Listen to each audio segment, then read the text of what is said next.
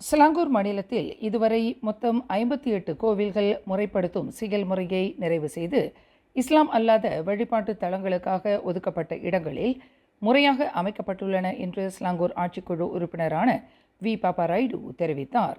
Selangor மாநில பௌத்த, கிறிஸ்தவ, இந்து, சீக்கிய மற்றும் தவோயிச மதங்களுக்கான சிறப்பு குழுவான லிமாஸின் இணைத் தலைவரான பாப்பா ராயுடு கூறுகையில், வழிபாட்டு தலங்களின் இடமாற்ற சிக்கலை தீர்க்க பல்வேறு அணுகுமுறைகள் மேற்கொள்ளப்பட்டு வருவதாகவும் இதில் நிபந்தனைகளை பூர்த்தி செய்யாத கட்டுமானங்களை இடிக்கும் நடவடிக்கைகளும் அடங்கும் என்றும் தெரிவித்தார். தைப்பூச விழா முதல் நாளான கடந்த சனிக்கிழமை பத்துமலை ஸ்ரீ சுப்பிரமணியர் சுவாமி கோவிலில் நடைபெற்ற சிலாங்கூர் மாநில அளவிலான தைப்பூச கொண்டாட்ட நிகழ்வில் உரையாற்றிய போது பாப்பா ராயுடு இதனை தெரிவித்தார்.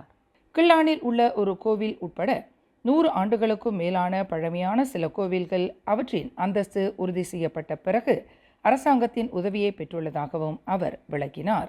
பாப்பா ராயுடுவின் கூற்றுப்படி, மற்றவர்களுக்கு சொந்தமான நிலத்தில் கட்டப்பட்ட அல்லது சட்ட விதிகளை மீறிய சில கோவில்கள் இடிக்கப்பட வேண்டிய கட்டாயம் ஏற்பட்டது.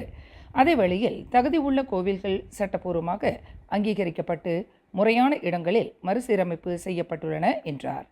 லிமாஸ் குழுவில் பல விவகாரங்கள் விவாதிக்கப்பட்டு தீர்வு காணப்படுகின்றன.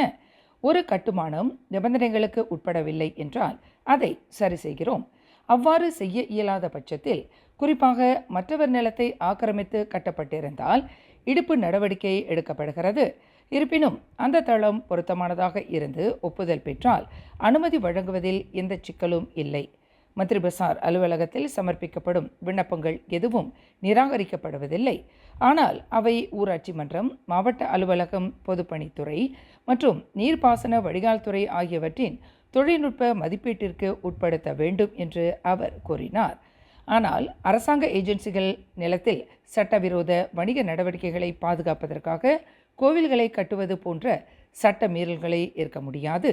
இது சட்டத்திற்கும் மத கோட்பாடுகளுக்கும் எதிரானது என்றார் அவர். தொடர்ந்து பேசிய அவர், கோவில் இடமாற்றம் தொடர்பான அனைத்து விவகாரங்களும் முறையான மற்றும் வெளிப்படையான முறையில் முடிவெடுக்கப்படுவதை உறுதி செய்ய லிமாஸ் குழு கூட்டத்தில் மட்டுமே விவாதிக்கப்படும் என்று வலியுறுத்தினார். சிலாங்கூர் மாநில அரசு வழங்கும் தீர்வுகளை சரியாக பரிசீலிக்க வேண்டுமே தவிர உதவி வழங்கப்படவில்லை என தவறாக புரிந்து கொள்ளக்கூடாது என்றும் பாப்பா ராயுடு கேட்டுக்கொண்டார். மேலும் செய்திகளை தெரிந்து கொள்ள கீழே இருக்கும் பெல் பட்டனை அழுத்துங்கள்.